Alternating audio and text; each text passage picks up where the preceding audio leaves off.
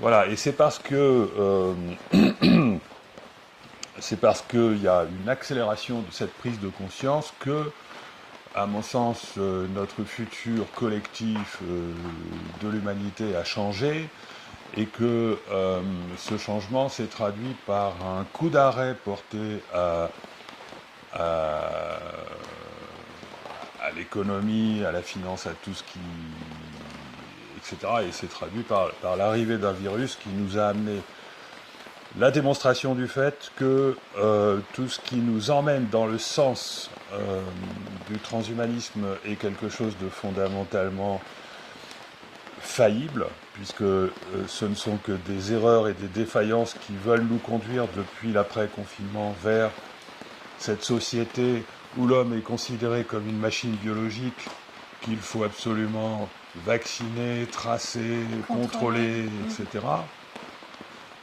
Et donc tout cela est assorti de défaillances à répétition, de décisions absolument hallucinantes qui relèvent du dogme vaccinal,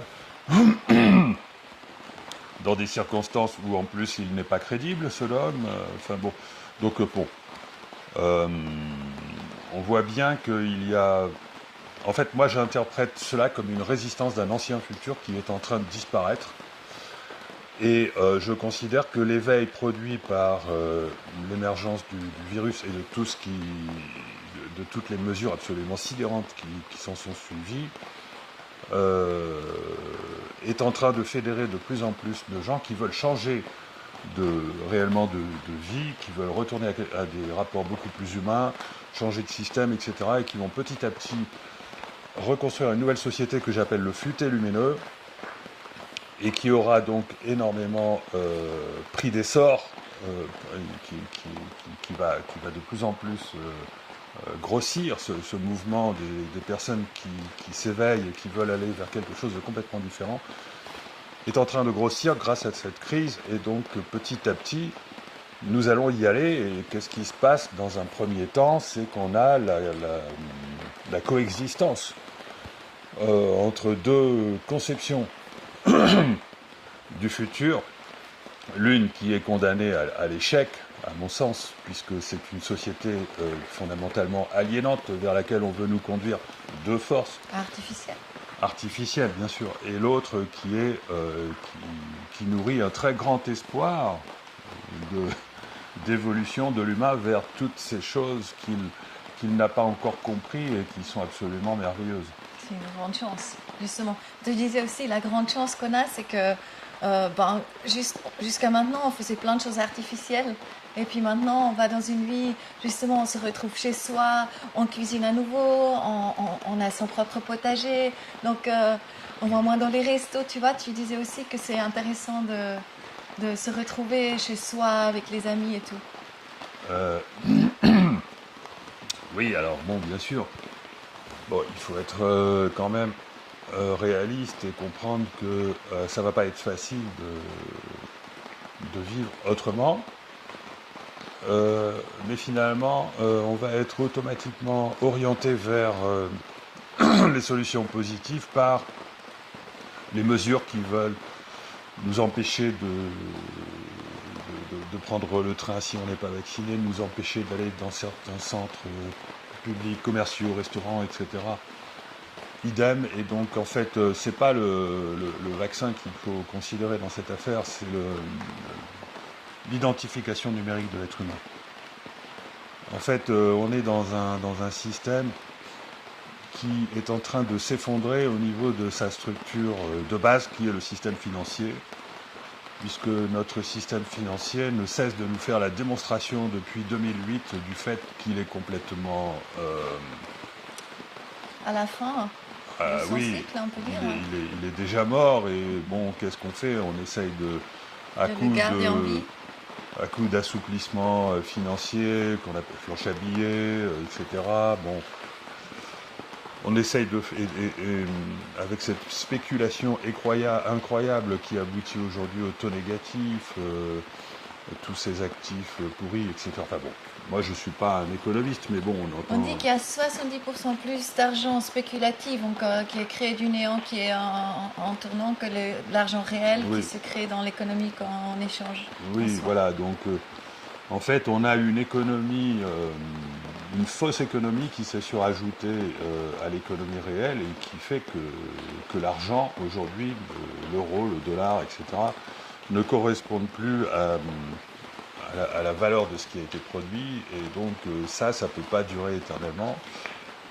Et on doit interpréter, à mon sens, la crise actuelle comme une volonté qui est affichée, hein, il n'y a pas de complotisme là-dedans, de nous conduire vers un reset financier qui va s'accompagner du traçage humain, c'est-à-dire que le pass sanitaire va nous conduire à nous habituer à porter sur nous un objet qui ne vaudra pas grand-chose, hein, 1 euro peut-être, mais qui va nous identifier en permanence. Et ce que je voudrais qu'on comprenne, c'est que, parce que je suis ingénieur en intelligence artificielle, et j'entends souvent dire que ah, mais on est déjà tracé par nos mobiles. Non, non, non et non, on n'est pas tracé par nos mobiles, parce que pour être tracé par nos mobiles convenablement, il faudrait que ce soit un traçage d'une part suffisamment précis, et d'autre part en temps réel, et ça c'est le plus important.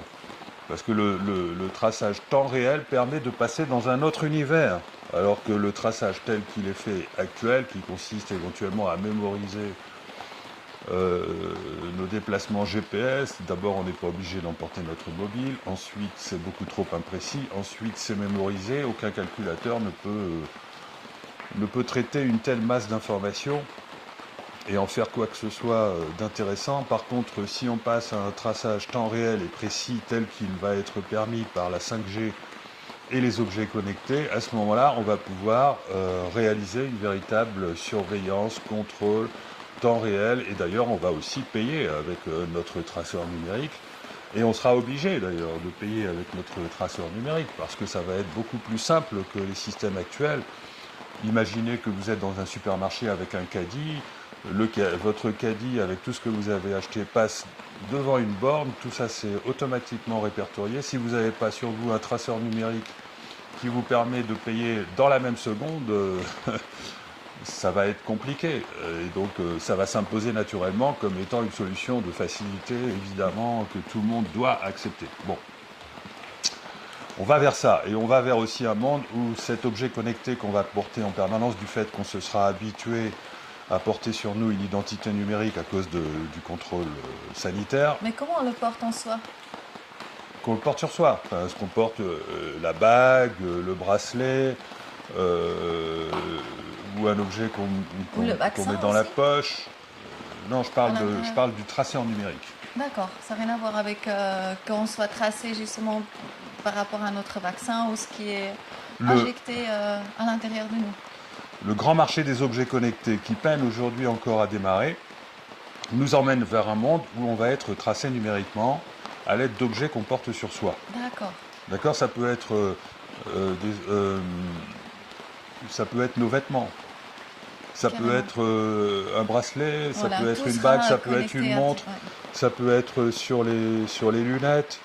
Et puis, pour des raisons de sécurité, ça finira par quelque chose qui se trouve sous la peau ou même dans le cerveau. Mais ça, c'est pas encore maintenant, hein. C'est D'accord.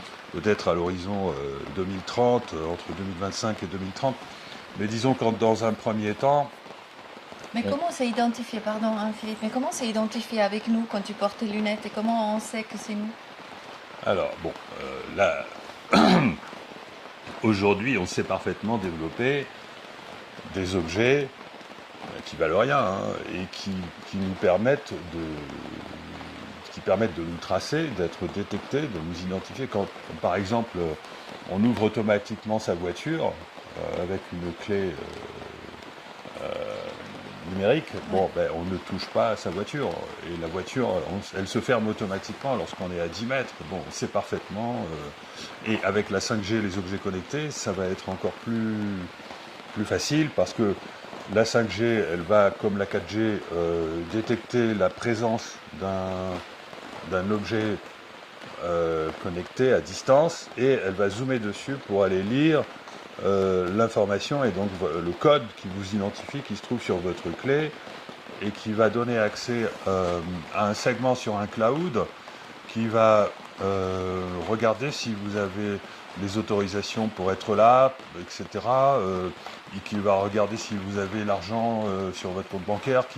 C'est-à-dire que vous allez vous-même donner l'autorisation à votre banque et à des prestataires de services d'avoir accès à vos données pour savoir si vous pouvez recevoir le service correspondant à ce que vous êtes en train de faire. D'accord ? Ça, on va vers ce monde-là et les gens vont naturellement l'accepter parce que ça va rendre tellement de services que ça va paraître évident. Le problème, c'est Pas que tout le monde va l'accepter, non? non, mais bon, la technologie permet de faire le pire comme le meilleur, et donc évidemment, on va avoir le pire aussi, hein, d'autant plus que si on n'est pas conscient de tout ce que ça implique comme revers de la médaille, on va y aller allègrement.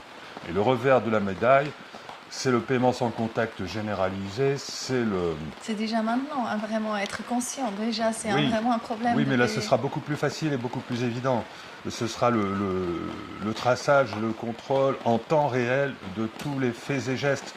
Moi, je sais développer des technologies qui permettent de déterminer le comportement d'un individu à l'aide d'un traceur numérique. Donc savoir avec qui vous êtes, qu'est-ce que vous êtes en train de faire, si vous êtes en train de faire du sport, de discuter avec quelqu'un, si vous êtes en train de faire l'amour, si vous êtes en train de faire la cuisine, si vous êtes en train de faire enfin n'importe quoi. Wow.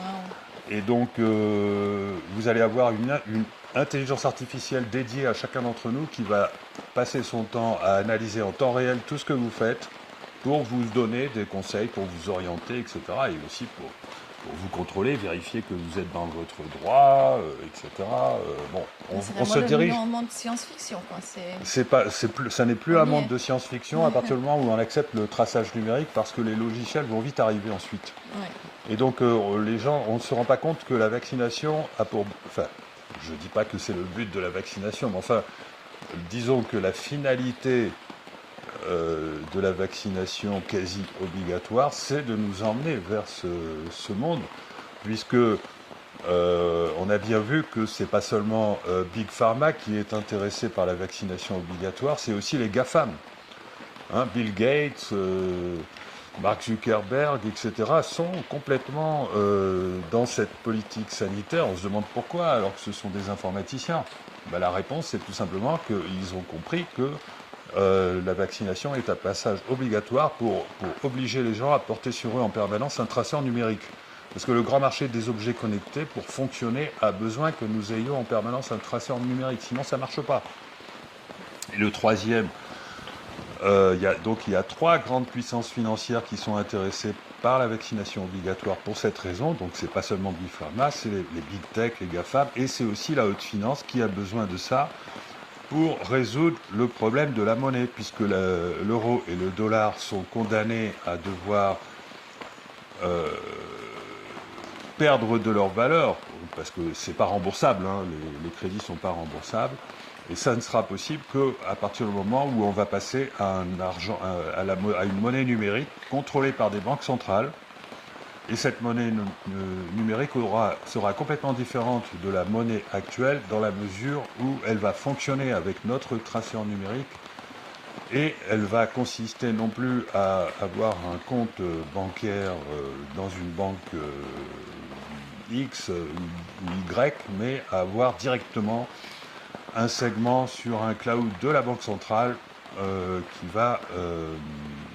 qui va gérer non seulement notre compte bancaire, mais toutes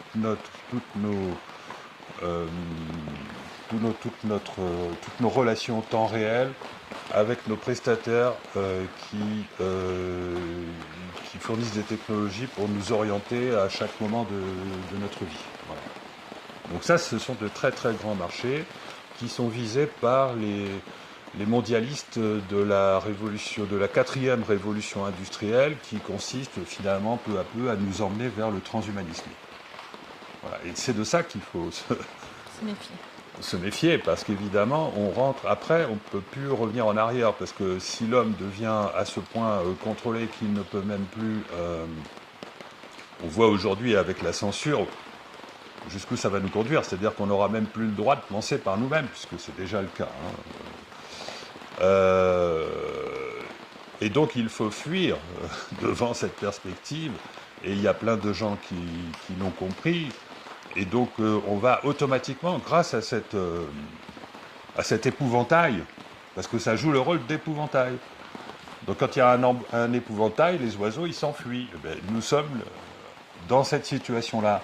Nous avons la chance de vivre, grâce au virus et à la politique sanitaire, à la dictature sanitaire, de vivre l'émergence d'un épouvantail qui va faire qu'on ne va pas y aller. Et que donc, il y a peut-être 70-80% de la population qui va y aller, mais ce n'est pas la population créative, ce n'est pas la population qui va dessiner notre futur collectif.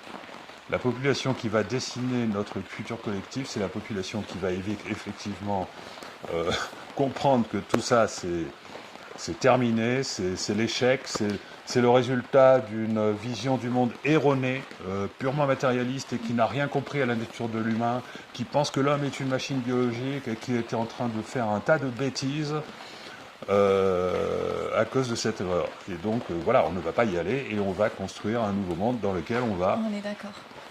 Voilà, s'il faut passer par des restaurants furtifs, s'il faut passer par des cinémas furtifs, etc., on passera par là, mais il y a quelque chose de super créatif et innovant à construire et qui est fabuleux. Enfin, moi, je ressens vraiment très positivement les perspectives dégagées par ce changement dans les rapports humains, cette remise en lien qui va être créée par la nécessité de créer un nouveau monde, littéralement, une nouvelle société.